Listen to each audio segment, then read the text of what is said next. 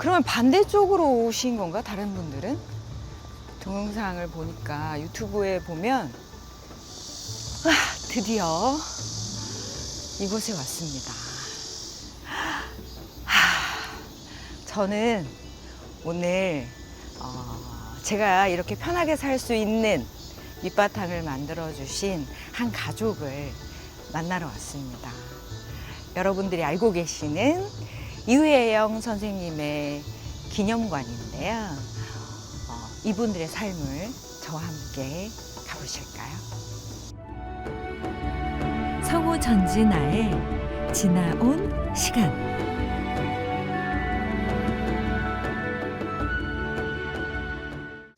종로구 사직로에 있고요. 화요일부터 일요일까지 오전 10시부터 오후 6시까지 있고요. 5시 30분이 입장 마감이래요. 시간 지키셔서 오시면 좋을 것 같아요. 이회영 선생님 집안이 정말 대단한 명문가였대요. 위에 한 10대조로 올라가면 그 오성과 한음의 이양복, 백사 이양복 선생님의 10대 손들이라고 하시더라고요. 그래서 그 이후로 정승부터 시작해서 관리를 안 하신 분들이 없을 정도로 정말 대단한 명문가라고 합니다. 와. 이거 목소리로.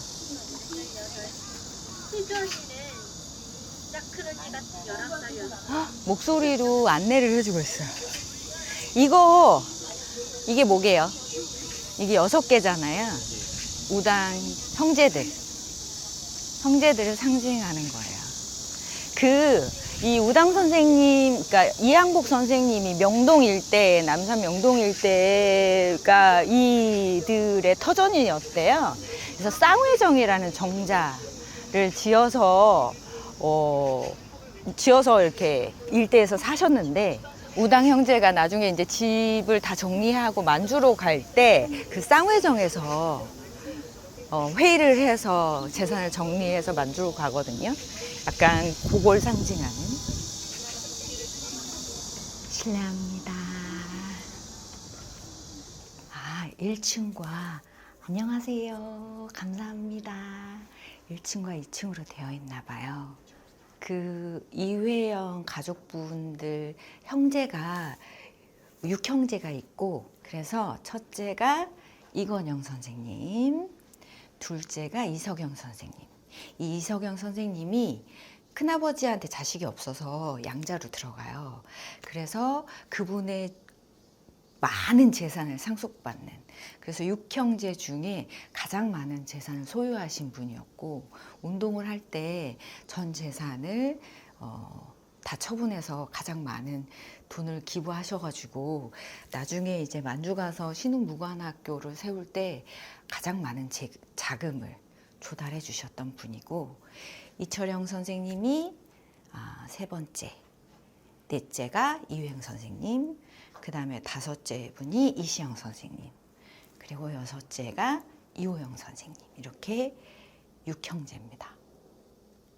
여기 전시되어 있는 건 이회영 선생님이 보내신 편지래요. 가족에게 보낸.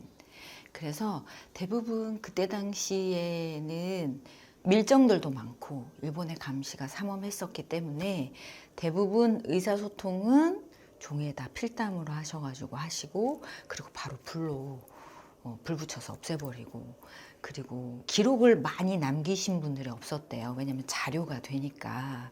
그런데 많지 않는 자료들 중에 선생님의 자료가 별로 없는데 이렇게 남아있네요. 몇 편이. 이회영 기념관 벗집. 이 집은 서울에 들어온 서양인들이 서대문 일대에서 홍파동, 사직동, 행촌동 언덕을 따라 지은 20세기 초기 양식 건물 중 하나다. 창이 여러 딸린 2층 집을 건축한 건 미국 남감리교 선교사들이었다.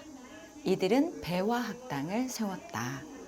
지금 배화대학 자리는 원래 이항복 집터였다.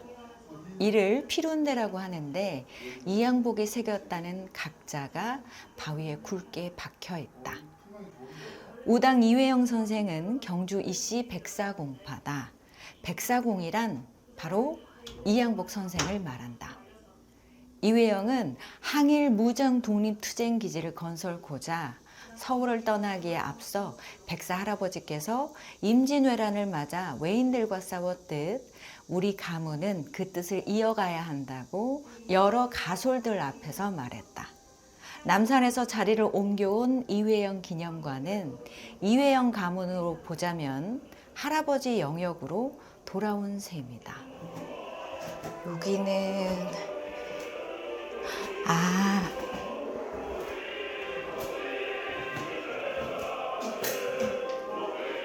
선생님께서 운동하신 거가 써있네요. 이렇게 감옥을 꾸며놨군요. 그래서 제가 본 영상에서는 그 해설사분이 그렇게 얘기하시더라고요. 여기 아무것도 없다고 얘기를 하신대요.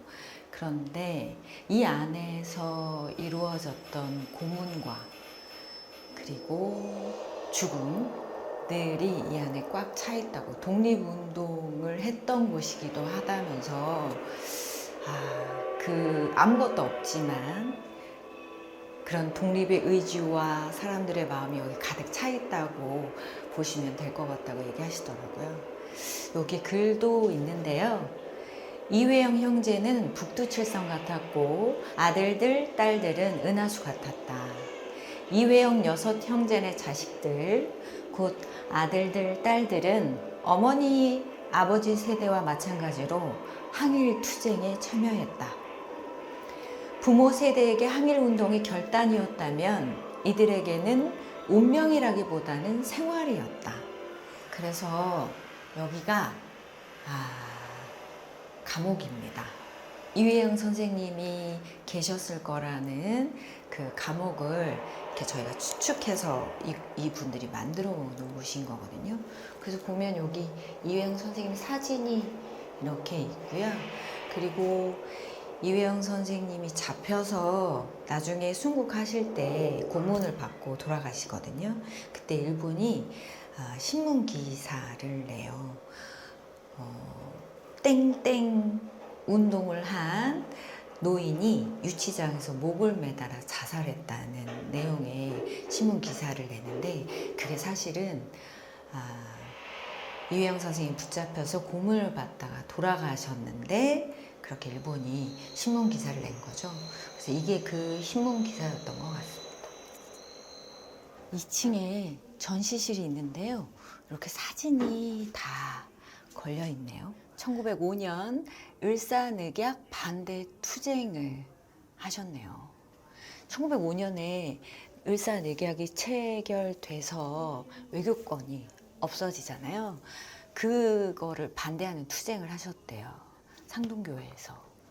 1907년에 네덜란드의 만국 평화회의가 열리잖아요. 그래서 사실 우리 교과서에는 고종이 헤이그 특사를 파견한 걸로 서술되어 있는데, 이거를 고종을 설득해서 헤이그 특사를 파견하고 거기에 경제적 지원까지 한 분이 이회영 선생님이라고 해요. 그래서 헤이그 만국 평화회의에 참석을 추진했다고 합니다. 1910년 경술국치를 당하자 이회영 주도로 가산을 정리하여 모든 식구들이 서간도로 망명한다. 일본이 만주를 정복하고 만주국이라는 괴뢰국을 세우거든요. 그래서 선생님이 이제 그때 60이 넘으신 65세라는 분도 있고 66세라는 분도 있는데, 아무튼 그 나이 때에 일본 그 장교를 죽이려고 혼자 암살할 계획을 하세요. 근데 그때 나이가 60이 넘으셨으면 지금 나이는 거의 한 80, 90 요 정도 되셨을 텐데, 이미 그때 재정이 바닥이 난 상태였고 하루에 한 끼도 못 드시는 상태였어서 몸이 상당히 쇠약하신 상태였는데도 일본인을 암살하려고 계획을 하시고 이제 여객선을 타세요. 근데 밀정에 의해서 이게 보고가 됩니다. 그래서 일본 군경들이 기다리고 있다가 선생님을 잡아요.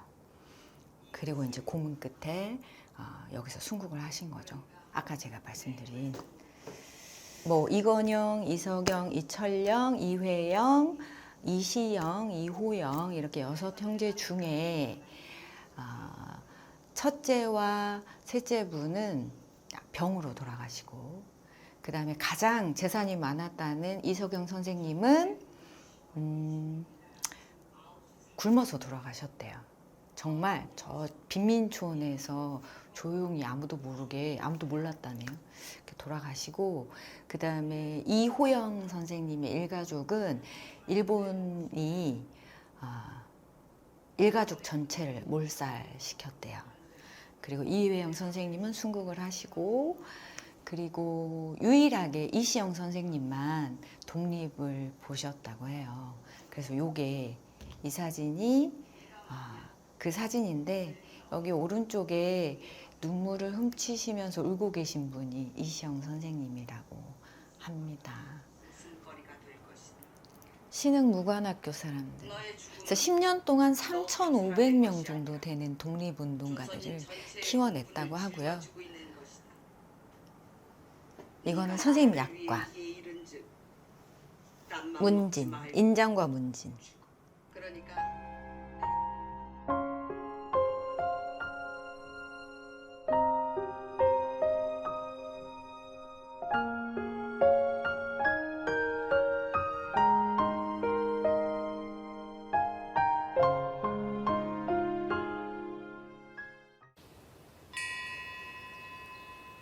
그리고 왜 1910년에 경술국치로 아까 형제들을 모아가지고 제 가산을 정리를 했다고 했잖아요.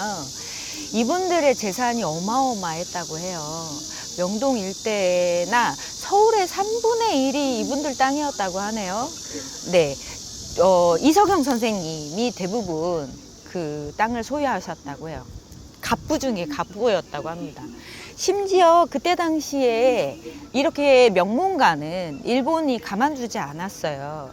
귀족 직위를 주고 돈도 뭐 한 몇십억씩 주고 그랬다고 해요. 심지어 부부 동반으로 일본 여행까지 시켜주는 만행을 하고, 이시영 선생님한테도 귀족 자기를 주면서 너도 우리 편 되라 이렇게 얘기했는데 거부하셨다고 합니다. 그러니까 이런 상황 속에서 이분들이 회의를 해서 집을 막 땅을 팔고 막 이렇게 했으니까 뭐 얼마나 제값을 받았겠어요. 그렇게 했는데도 불구하고 가산을 정리한 금액이 지금 돈으로 한 2조에서 3조 정도 됐다고 합니다. 그래서 이분들이 이 돈을 가지고 몰래 일본을 피해서 만주로 이제 가는 거예요. 가기 전에 어디에서 우리가 터를 잡을지를 이미 보고 오셨고요. 그게 계획된 하에서 가족들을 데리고 가요. 여기 일화가 하나 있는데, 압록강을 건너야 됐잖아요. 거기 뱃사공이 있었대요. 그리고 강을 건너고 나서 뱃사공한테 너무 큰 돈을 준 거죠. 그래서 뱃사공이 이렇게 돈 많이 안 주셔도 된다고 그랬더니 이회영 선생님이 나중에 우리의 젊은 학생들이 독립운동을 하기 위해서 돈이 없어서 이 강을 헤엄쳐 가게 되면 이 돈으로 그 친구들을 옮겨달라고 부탁을 하셨다고 해요. 그래서 이 백사공이 그 이후로 꼭 돈 때문이 아니더라도 독립운동가들이 그 강을 건널 때 기꺼이 건너게 해주셨다고 합니다. 그리고 나서 이제 만주에 터를 잡으시는데 일본이 얼마나 철저하게 감시를 했었고, 그 다음에 거기에 중국 사람들이 많이 있었잖아요. 그러니까 텃세를 계속 부렸겠죠. 그래서 굉장히 힘드셨대요, 초반에. 그리고 학교도 신흥무관학교로 지을 수가 없었대요. 그래서 처음에는 강습소라고 해서 작게 시작을 했대요. 그리고 나중에는 이제 점점 집들을 늘리고 해서 연무장도 만들고 좀 더 크게 돼서 직접 거기서 농작물을 기르기도 하시고, 그리고 나서 나중에 신흥무관학교로 이름을 바꿨다고 하죠. 여기 출신들이 동호동 전투도 가시고 청산리 전투도 가시고 그 다음에 여기 출신들이 이걸 본따서 곳곳에 무관학교를 세우기도 하고 독립운동을 펼치는데 아주 기초적인 정말 제일 밑바탕에 있는 독립운동의 기틀을 마련하신 분이죠. 근데 이제 대부분 그런 무관학교들은 1, 2년? 길어야 한 3, 4년밖에 버티지 못했대요. 왜냐하면 이 학교를 세워서 많은 인원들의 무료로 밥 주고 공부를 가르치려면 돈이 어마어마하게 많이 들었다는 거죠. 근데 그걸 유지할 돈이 없잖아요. 그래서 뭐 1, 2년, 3, 4년밖에 못 버텼는데 10년 가까이 이 학교를 유지했던 것만 봐도 대단한 재력을 소유하신 분이었던 거죠. 그래서 이런 분들을 노블리스 오블리제 또는 노블리스 오블리주라고 얘기하잖아요. 그거를 대표하는 분. 세계에서 몇 안 되는 귀족이 모든 걸 버려서 나라를 구한 분들이라고 합니다. 오늘 제가 준비한 글은 이회영 선생님과 이윤숙 선생님의 글입니다. 저는 조금 짧게 준비했는데 이윤숙 선생님 글이 나는 이윤숙이다 라고 이렇게 되어 있는데 이거 안 읽을 수 없는 글들이 있어서 처음부터 끝까지 읽어 드릴까 합니다. 이 앞부분에 있는 서문 내용만. 그리고 이회영 선생님이 쓰셨다고 알려진 글을 2편 가지고 왔습니다. 먼저 이회영 선생님이 쓰신 글 2편을 읽어 드릴게요. 세상의 풍우는 많이 일고 해와 달은 사람을 급히 몰아치는데 이 한 번의 젊은 나이를 어찌할 것인가. 어느새 벌써 30살이 되었으니.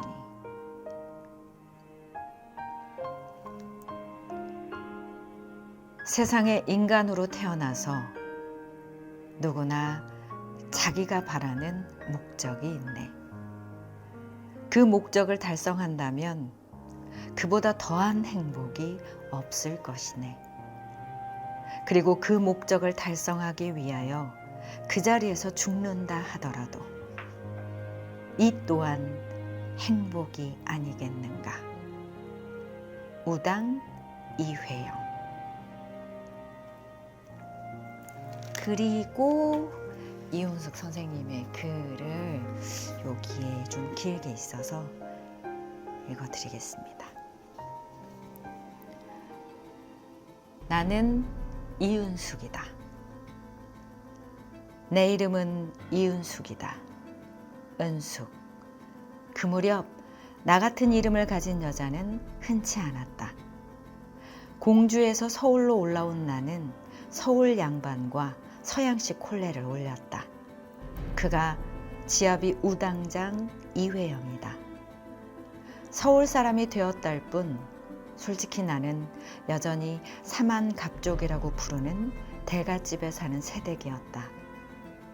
나는 정작 은숙으로 사는 게 무엇인지 잘 몰랐다. 아직 나는 지아비를 따라 사는 필시 조선 여인이었다. 내가 이윤숙이 된 건 어느 해 가을이 아니다. 어느 해 3월도 아니다. 어느 하루아침에 문득 이윤숙이 된 게 아니었다. 날로 벼리고 씨로 닦아내면서 나는 이윽고 이윤숙이 되어갔다. 아무도 나더러 이윤숙으로 살라고 하지 않았다. 일제와 싸우면서 나는 나를 발견해 가고 있었다.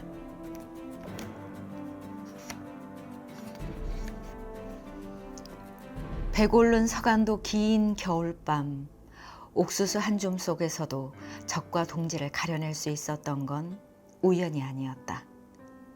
서울로 돌아와 고무신 공장을 다니면서 아들에게는 짝이 안 맞는 장화 한 켤레를 사주어야 했지만 똑바로 걷고자 하는 생각이 더 굳게 된 건 고난이 내게 일러준 노선이었다. 침략자와 밀정을 처단하는 다물단 투사를 아들로 둔 어머니 노릇 또한 나를 단련시켰다. 국경을 넘고 적탄에 목숨을 걸어야 하는 노정을 헤쳐가면서 나는 이윤숙이어야 했다. 나는 나로 서 있어야 했다. 내가 이윤숙일 때 길이 보였다. 아내의 길은 이내 해방의 길, 조국의 길로 좌표를 잡아가고 있었고 어느 지점에선가 나의 길이 늘 나와 동행하고 있었다. 내가 길을 냈고 또 길이 나를 이끌었다. 나는 그 길이 운명이었다거나 거역할 수 없었다는 따위로 말하고 싶지 않다. 돌이켜보면 내가 길이었고 길이 곧 나였다. 나, 이윤숙은 내 이야기를 기록해야겠다고 생각했다. 광복된 지 10여 년이 지났을 무렵 나는 나와 내 지아비와 동지들의 삶을 기록하는 일을 시작했다. 막내 아들이 한지를 사다가 송곳으로 구멍을 뚫고 노끈으로 공책을 묶어주자 나는 붓을 들고 세로로 글을 써내려갔다. 경술련 서울을 떠난 나는 가로쓰기도 띄어쓰기도 익힌 적이 없었다. 글을 써가면서 나는 내가 이윤숙으로 살아왔다는 걸 새삼스럽게 깨닫고 있었다. 이것은 나, 이윤숙 이야기다. 오늘 저는 오늘의 저를 있게 한 독립운동가 가족을 찾아왔습니다. 이건영, 이석영, 이철영, 이회영, 이시영, 이호영, 그리고 이은숙 여사님까지 이분들의 헌신과 희생이 없었다면 저희는 어떻게 살았을까요? 잊지 말고 꼭 기억해야 하는 이름들이었습니다. 이분들 말고도 많은 독립운동가들이 있으시잖아요. 그 한 분 한 분이 다 기록에 남지도 않으시고 우리가 알고 있는 분들은 몇 분 안 되지만 그분들의 희생을 잊지 않아야 하겠습니다. 여러분들이 꼭 찾아오셨으면 좋겠습니다. 종로구 사직로에 있는 이회영 기념관입니다. 해설도 해주시고요. 안내도 잘 되어 있으니까 꼭 와주시면 감사하겠습니다. 오늘도 저와 함께 해주셔서 너무 감사합니다. 다음에 또 만나요. 안녕.